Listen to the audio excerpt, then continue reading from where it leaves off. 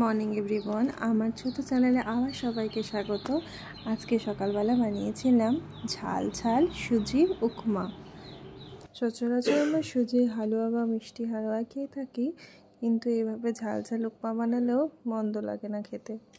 রোজ সকালে উঠলেই ভাবি যে কি হেলদি বানানো যায়। সুজি মোটামুটি আমাদের শরীরে হেলদি হিসেবেই ধরা হয়, ওয়েট ম্যানেজমেন্টের জন্য এটা নাকি ভালো। যাই হোক, সুজিটাকে ভালো করে কিন্তু কড়াইয়ে ভেজে নিতে হবে শুকনো খোলায়। যখন এরকম লাল লাল হয়ে আসবে তখন এটাকে একটা জায়গায় যতক্ষণ ঠান্ডা হচ্ছে ততক্ষণ এদিকে আমি সবজিগুলো কেটে নেব। উপমায় অনেক সবজি দেওয়া যায়, যার যেটা পছন্দ। বাচ্চাদেরও এটা খেতে প্রায় ভালোই লাগে। আমি কিন্তু ঝাল ঝাল বানিয়েছিলাম, আমার ঝাল ঝাল উপমাটাই ভালো লাগে। তো আমি এখানে ইউজ করেছিলাম সর্ষের তেল অল্প পরিমাণে, যার যেটা ভালো লাগে সে সেটা ইউজ করতে পারে। দিয়েছিলাম ফোড়নে 2টো শুকনো লঙ্কা আর কিছুটা পরিমাণ কালো সর্ষে, আর অবশ্যই এখানে কারিয়া পাতা রাখবে। আরও লাগে ছোলার ডাল, মুগ ডাল, কিন্তু আমার বাড়ির লোক পছন্দ করে না, তাই আমি দিইনি।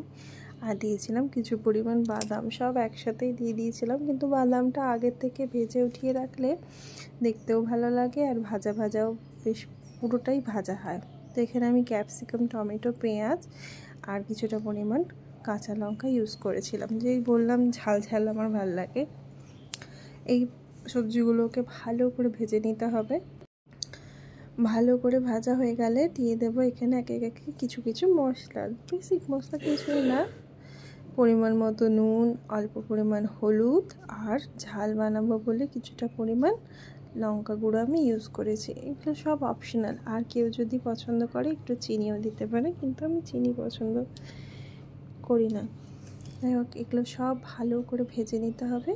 ভাজার পরে এর মধ্যে পরিমাণ মতো জল দিয়ে দিতে হবে। জলের পরিমাণটা হলো সুজির উপর ডিপেন্ড করে, আপনি কতটা সুজি নিয়েছেন সেই অনুযায়ী জলটা দেবেন।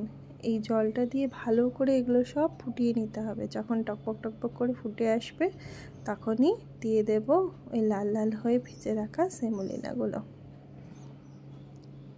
ঠিক এই পর্যায়ে দিতে হবে। এরপরে টেস্ট করে দেখে নিতে হবে নুনটা। ব্যাস এইভাবে দিয়ে দেওয়ার পরে এখনই কিন্তু ছেড়ে দিলে চলবে না, খুব ভালো করে নাড়তে হবে, নইলে কিন্তু সুজিগুলো দলা পেকে যাবে। অনেকক্ষণ ধরে নাড়াচাড়া করতে হবে, আর দেখতে হবে যে সুজির পরিমাণ দ্বিগুণ হয়ে গেছে। ভালো করে নাড়াচাড়া করে উপর দিয়ে বেশ অনেকটা ঘি দিয়ে দিলেই একদম হেলদি, টেস্টি এবং ডিলিশিয়াস আর ভীষণ ফ্লেভারফুল উপমা তৈরি হয়ে যাবে। গরম গরম সকালে নাস্তায় আপনি সার্ভ করতেই পারেন।